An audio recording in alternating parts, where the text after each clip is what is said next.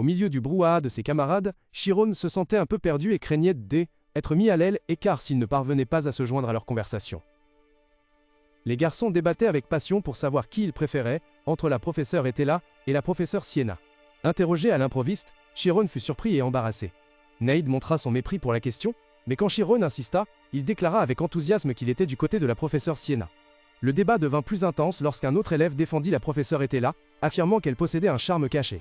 Alors que la dispute atteignait son paroxysme, Neide se tourna soudainement vers Chiron et lui demanda directement son choix.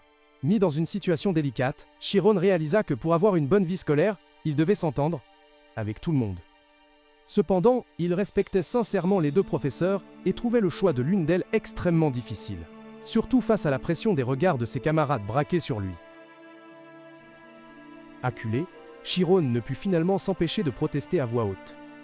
Son action soudaine surprit deux autres étudiants proches qui s'excusèrent et partirent rapidement, laissant Chiron perplexe. Il se demanda tristement s'ils étaient partis parce qu'ils n'avaient pas pu répondre. Neide, à ses côtés, le rassura en expliquant que ce N n'était pas la faute de Chiron, mais l'apparition de quelqu'un d'autre. Tous deux tournèrent les yeux vers Haruki, qui s'approchait calmement et leur demanda la raison de leur brouhaha. L'attitude de Neide changea aussitôt, répondant nonchalamment qu'ils discutaient de choses triviales. Chiron remarqua ce changement tandis que Neide le présenta à Haruki, un élève réputé pour être l'exclu de la 5e année. Haruki tendit la main, saluant amicalement Chiron et disant qu'il le connaissait déjà, sa réputation ayant fait le tour de l'école. Quand leurs mains se touchèrent, Chiron se figea soudain. Il reconnut cette voix familière. Dans l'esprit de Chiron, la voix d'Haruki résonna, l'exhortant à ne pas hésiter et à faire ce qu'il voulait. Cette voix lui rappela la raison de sa venue à l'académie, devenir un mage. Chiron se remémora soudain un souvenir lointain quand il avait levé les yeux vers une silhouette et était demandé avec confusion qui était. Quelqu'un qui lui avait déjà dit des mots similaires. Au moment où il reconnut la voix familière, Chiron serra joyeusement la main d'Haruki. Il le remercia effusivement, car grâce au conseil passé d'Haruki, il avait réussi à utiliser un type de magie. Contrairement à ses attentes, Haruki se contenta d'observer en silence, puis commenta soudainement que Chiron était une personne ennuyeuse. Cette remarque laissa Chiron abasourdi, ne comprenant pas ce qui se passait. Neide éclata de rire et fit un geste de la main pour rassurer Chiron, lui disant de ne pas y prêter attention car était la façon habituelle d'Haruki de parler, tout en réprimandant légèrement son ami. Haruki répondit nonchalamment que était un compliment, puis conseilla à Chiron de faire des efforts, être prudent avec les personnes étranges de la classe 5, avant de lui tourner le dos et de partir. Bien que Neide l'appela pour l'interroger sur le cours, Haruki répondit simplement qu'il n'y était pas intéressé. Chiron fut stupéfait par l'attitude indifférente d'Haruki envers un cours de magie. Neide expliqua une fois de plus, s'excusant au nom de son ami, et disant qu'Haruki était en fait une bonne personne. Chiron remarqua qu'Haruki était quelqu'un d'assez unique, et Neide acquiesça, lui conseillant de ne pas chercher à en savoir plus, pour éviter la fatigue. Finalement, Neide révéla une vérité étonnante. Haruki était aussi un génie, mais un génie dans un domaine très étrange. Chiron resta immobile, sidéré par l'information qu'Haruki, le garçon à la personnalité si particulière, était en fait un génie. Tandis que Chiron était encore stupéfait par la révélation de Neide, une agitation soudaine attira l'attention de tous. Les étudiants chuchotaient et montraient du doigt Haruki, qui s'avançait seul vers la zone centrale du hall, appelée la zone d'image. Des rumeurs couraient qu'Haruki allait probablement faire quelque chose étrange à nouveau, voire se déshabiller, laissant Chiron perplexe. Pendant ce temps, Neide, visiblement très excité, tira précipitamment son ami pour qu'il vienne voir. Au milieu d'un cercle de runes lumineuses, le corps d'Haruki éleva lentement dans les airs. Immédiatement, un immense flux d'énergie bleu-vert jaillit de ses pieds, formant un violent tourbillon qui enveloppa tout l'espace. Les étudiants, y compris Chiron, furent stupéfaits en assistant à cette scène grandiose. Quelqu'un étonné reconnut la zone de âme déviante, déployée à une vitesse incroyable.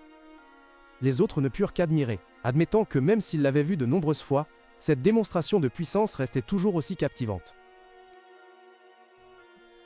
À la stupéfaction générale, un élève pensa que personne dans le royaume ne pourrait lancer un tel sort. Une série de sphères d'énergie bleue apparut soudainement en lévitation, laissant les autres élèves perplexes quant à leurs cibles inattendues. Interrompue en plein cours, la professeure Etela, abasourdie et paniquée, demanda à Haruki de s'arrêter immédiatement. Ignorant les avertissements de sa professeure, Haruki garda son calme. Ses yeux brillèrent d'une lumière bleue éthérée, tandis qu'il ordonnait froidement l'activation de la magie. Consciente du danger, Etela cria à la hâte, pressant tous les élèves de écartés. La salle de classe sombra instantanément dans un chaos extrême, alors que les orbes d'énergie fonçaient sur la foule. Au milieu des cris perçants de peur, un rayon de lumière bleue effleura un élève avant d'exploser en un halo éblouissant, poussant la panique à son paroxysme. Un flux d'énergie magique violette a explosé violemment, créant une onde de choc qui a projeté la foule d'étudiants hurlant de panique. Chiron a également été entraîné dans le chaos, stupéfait par la puissance terrifiante de la magie. Au cœur de l'appel, événement, Haruki a simplement souri doucement et a dit au revoir à Chiron avant de disparaître dans la fumée magique. Immédiatement après, le professeur était là à attraper Haruki. Elle l'a réprimandé avec colère pour avoir de nouveau causé des problèmes juste après la fin de sa suspension. Haruki a tenté d'expliquer qu'il n'avait pas endommagé la machine, mais Etela n'a rien voulu entendre. Elle a carrément décidé de le suspendre pour 3 jours, bien qu'Haruki se soit plaint que la punition était trop sévère. Au milieu de l'onde de choc magique, Chiron était encore sous le choc, mais ne pouvait cacher sa curiosité pour Haruki. Il réalisa que les capacités spéciales d'Haruki étaient la zone D, âme anormale, et la magie d'activation. Dans l'esprit de Chiron et de beaucoup d'autres, Haruki a toujours été le plus excentrique de la 5e année. Ses compétences en communication sociale étaient très faibles, et sa personnalité n'avait rien de remarquable. Cependant, il y avait une raison indéniable pour laquelle il était toujours reconnu comme un génie. Chiron réfléchissait à la raison pour laquelle Haruki était si spécial, et il réalisa que était parce qu'Haruki se concentrait sur un seul domaine. Ses notes de mi-parcours en étaient la preuve. Il avait des scores parfaits dans toutes les matières scientifiques, maths, biologie, physique et chimie, mais 0 dans toutes les matières sociales, littérature, histoire et éthique. Le talent extraordinaire d'Haruki provenait du syndrome du savant, un phénomène rare lui conférant des capacités bien au-delà de la normale. Surnommé le roi de la physique computationnelle, il pouvait prédire avec précision ce qui se passerait dans les environnements les plus extrêmes, des températures sous 0 à plus de 100 millions de degrés.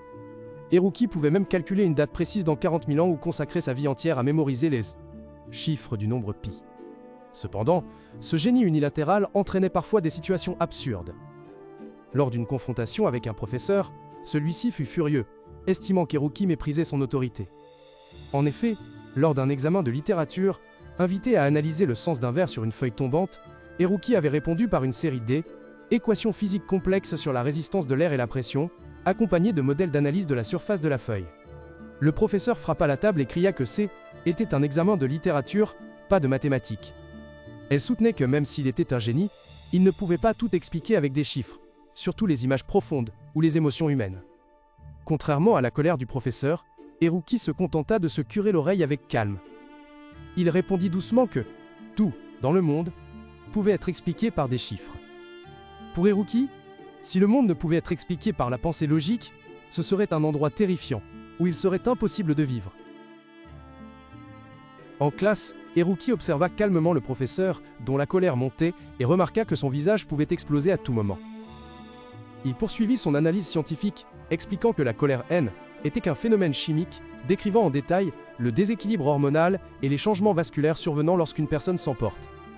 Les explications d'Haruki ne firent qu'accroître la fureur du professeur. Il rugit, expulsa Haruki de la classe et lui attribua sans hésiter un 0. Témoin de cette scène, Chiron ne paniqua pas, mais admira plutôt l'incroyable confiance d'Haruki, qui osait exprimer ses convictions avec une telle assurance. Plus tard, assis avec Neide, Chiron ne cessait de penser à Haruki, exprimant son étonnement d'avoir un père aussi particulier. Neide expliqua que les professeurs avaient auparavant tenté de s'intéresser à père Simon Shinko, Haruki, mais avaient tous fini par abandonner. Il était lui-même surpris qu'Haruki montre un tel intérêt pour Chiron. Bien que ravi que Neide lui ait parlé, Chiron ressentait une légère inquiétude. Voyant que Neide semblait tout savoir, Chiron prit son courage à 2 mains et se tourna pour lui poser une question. Soudain, une voix derrière lui fit sursauter Chiron.